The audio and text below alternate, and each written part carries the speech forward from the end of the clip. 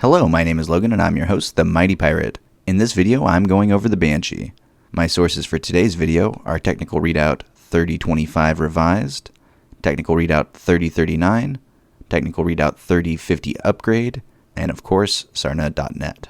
The Banshee, originally introduced in 2445 by the Terran hegemony as a mech designed for close-range operations during the early years of battle mech warfare. When compared to its rivals of the time, the Maquis and the Emperor, the Banshee is undeniably fast and armored on one of the largest mech frames ever produced within the inner sphere. And with 15 tons of armor, it had better protection than most other mechs, assault or otherwise.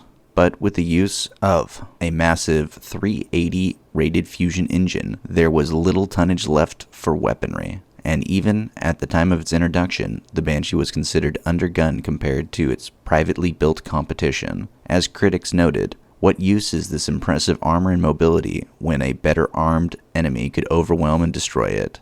With mechs even as lowly as the riflemen beating it in one-on-one combat, this prevented the Banshee from ever achieving critical success. Despite all of these criticisms, the Banshee is one of the first assault mechs to get a full production run.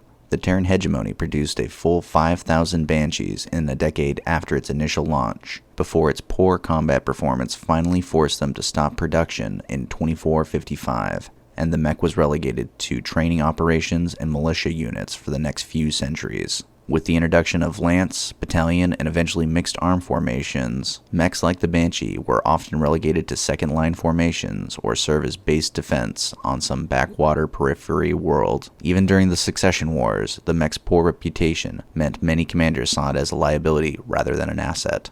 Unless they were used as part of a poorly equipped mech company, most Banshees were placed in second-line reserves to provide fire support or fulfill the role of brawlers so that more valuable mechs need not engage in hand-to-hand combat. This lack of use and general disdain for the mech throughout the inner sphere may have been its saving grace, as by the time of the 31st century, fully one-third of the original 5,000 Banshees produced remained combat operational. Most of these can be found throughout the inner sphere, however, the bulk of them are found within the Lyrian Commonwealth.